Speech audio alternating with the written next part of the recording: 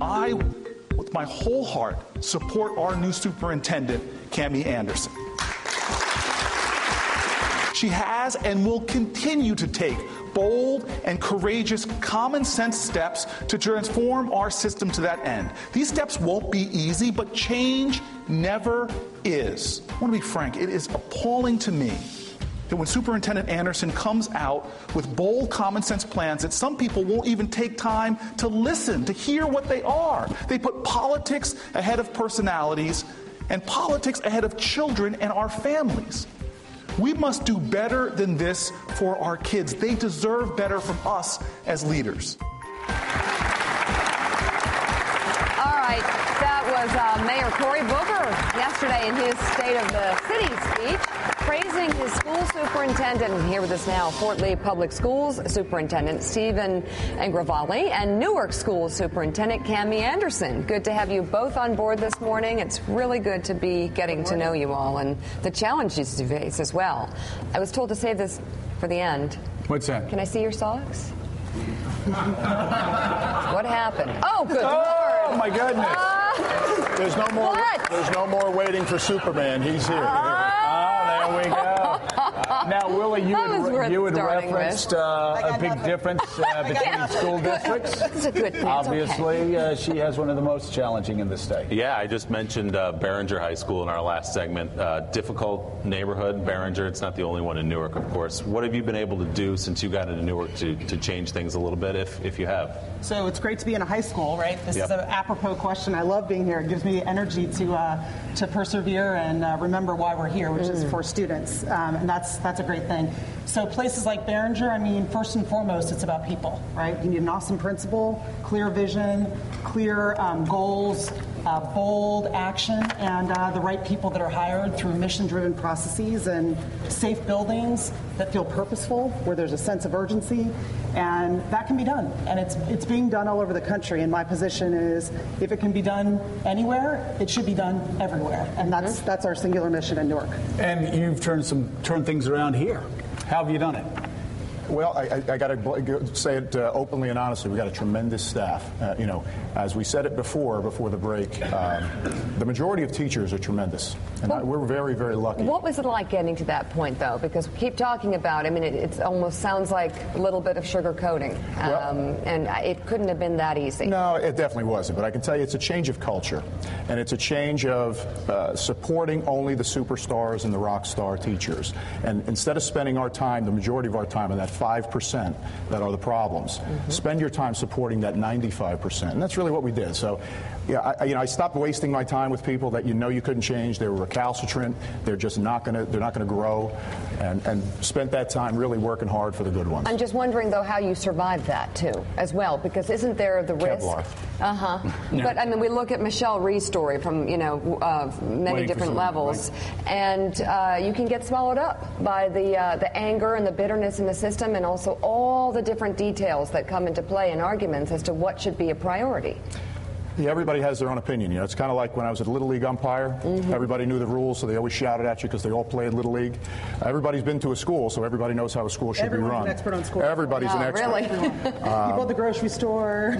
So I was interested in talking to you this week, Stephen, about how your experience as a teacher, as a young man, kind of informed the way you are now as a superintendent. Talk about a little bit about what you saw as a young, ambitious teacher.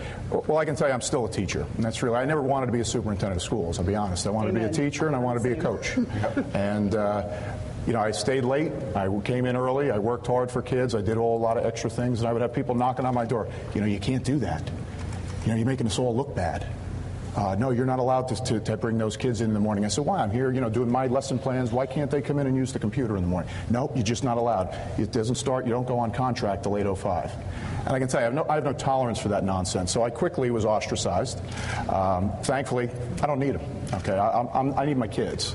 And don't ask me where that comes from, but throw a brick at me, I take it, and I build an empire instead of cowering underneath it.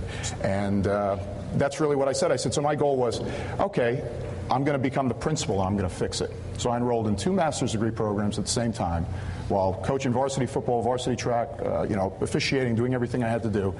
And then I became the principal.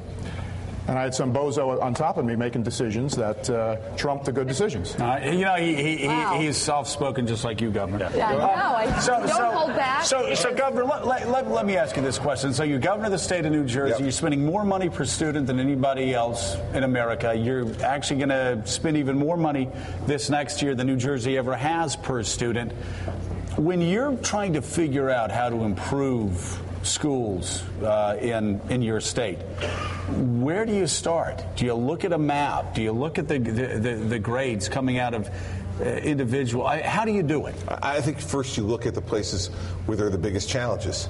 You know, we have hundreds of school districts in New Jersey that are doing fabulously well at turning out really great students that are career ready or college ready all across the state.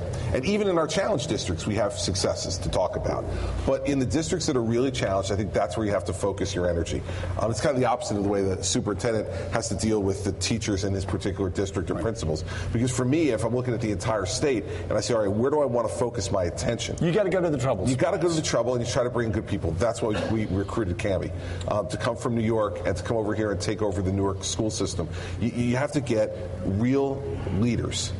And you know this, that any problem that we have in our society cannot be solved without real strong leadership. Right. Just can't be. And that's why we picked her. I'm going to ask you about your greatest success story, but before I do that so far, let's talk about the biggest surprise that you face since becoming governor, and the biggest obstacle, and you can't use the word union in your answer. But obviously, no comment then. You weren't an educator before you became governor. You were a prosecutor.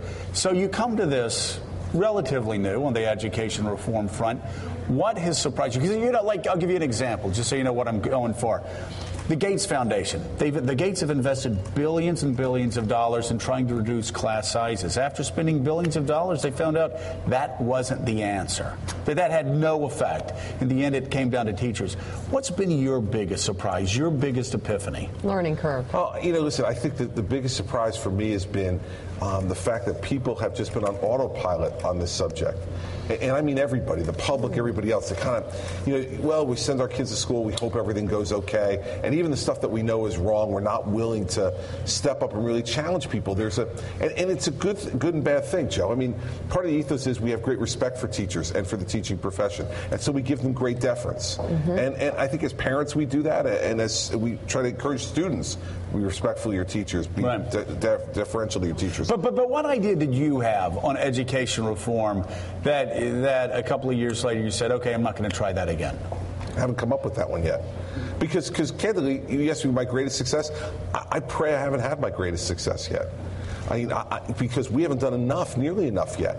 And I've had a lot of resistance. The last 2 years have been about fights to try to get people in New Jersey awake to the idea that it is immoral to spend $24,000 per pupil per year in Newark and have kids graduating at a stunningly low rate, and even the ones who graduate needing remedial training to sit in a college classroom, and that it should matter to the people in Fort Lee what's going on in Newark. It should matter to them, because guess what? They're paying for it. Because 90+% of the funding that goes to Newark comes from the state income tax. So we need to care about that for that reason, and we need to care about it because these kids who are in Newark, if we write them off and sign them away, they're not going away. So let's talk about Newark and Cammie. I want to know what it took to get you to go to Newark, New Jersey. A lot of begging. And it's going to be tough to get an answer out of you, I think, because I want to know if it pertains to money. We should not be afraid to talk about it, but was that a factor? What was it that enticed you? And Willie was talking earlier about bringing prestige back to teaching and running schools, which we want. So I'd like to know what it was that got you to come on over there and take over. It was 100% the opportunity to put together all of what I've learned in 20 years of school reform in one city that has been grossly underperforming for too long. I mean, I got into this work because I believe passionately that every single student can achieve. I was a teacher that worked my butt off to deliver the kind of results that it sounds like my colleague here did. And I am surprised. My surprise, 20 years in, is that there are still people who think that poverty should determine outcomes.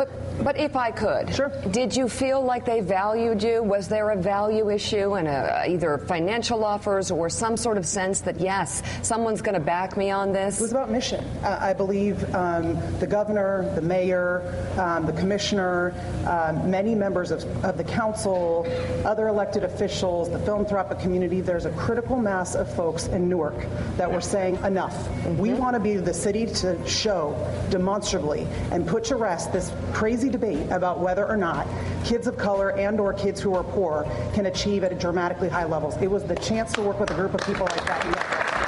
And think about the historic opportunity that a teacher or a superintendent has in Newark, New Jersey. We bemoan the fact all the time on the show that politics is too divided.